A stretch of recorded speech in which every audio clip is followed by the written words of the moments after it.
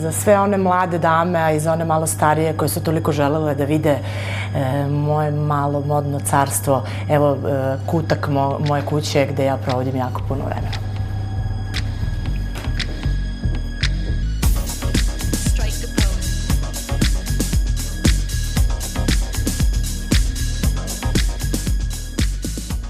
Prvo smo zavirili u cipelarnik Jelene Karleuše.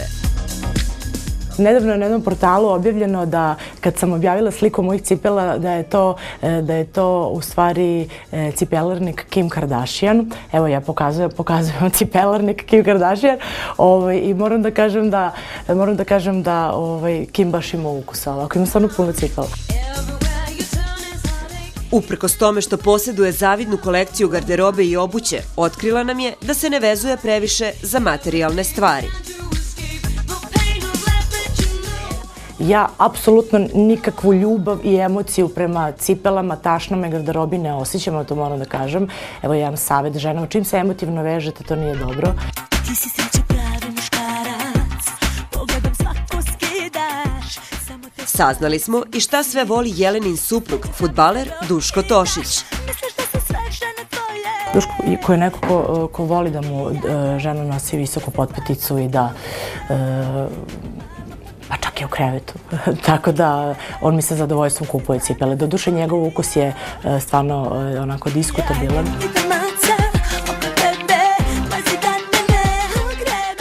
U garderoberu popularne pevačice nalaze se i stvarčice iz seksi shopa. Evo, na primjer, neki okovi. To sam ja, ovo je baš iz seksi shopa. Ja ih nosim kao narukvice, a u stvari su to okovi. I onda kada nam je malo dosadno, imamo i neke specijalne katance tu i onda šalim se, naravno. Nikad nam nije dosadno. Duško nikad nije kući, ja sam uvek sama i nema ko da me veže, tako da ovo je čisto modni detalj.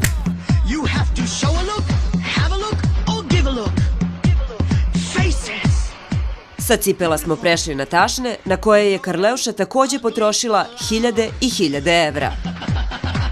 To je, što bi moj muž rekao, babska tašna za tetke i ona je Saint Laurent, pošto više to Yves ne postoji, sad je samo Saint Laurent i evo to je možda neka tašna koja negde mene opisuje u ovom momentu.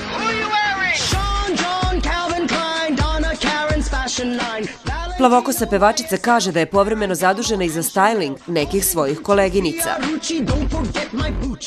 Postoji mnogo pevačica koje ni ne znaju da nose moju garderobu zato što ja mojim prijateljima, stilistima, modnim kreatorima, tako da poklanjam, ne bi li se malo oslobodila sve ove muke moje.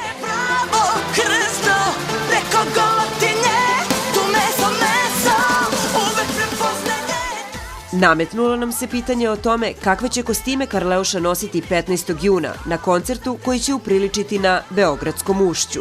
Kada je reč generalno o krznima, kostimima i tako dalje za koncert, ja mogu samo da kažem da će biti vrlo slobodni, da će biti vrlo skupi i da će biti pravo oslobađanje u svakom smislu, i u seksualnom i u svakom smislu.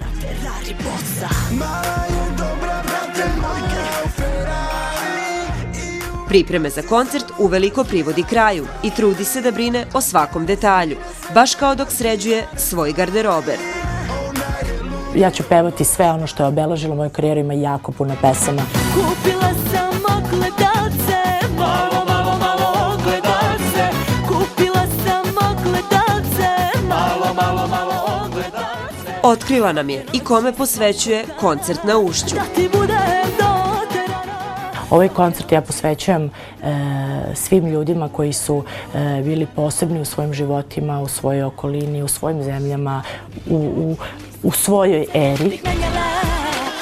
Ekskluziv će vas i dalje izveštavati o pripremama za Karleušin koncert koji nosi naziv Viva la Diva Show. Kad bih se opet rodila, ja bih opet bila ja.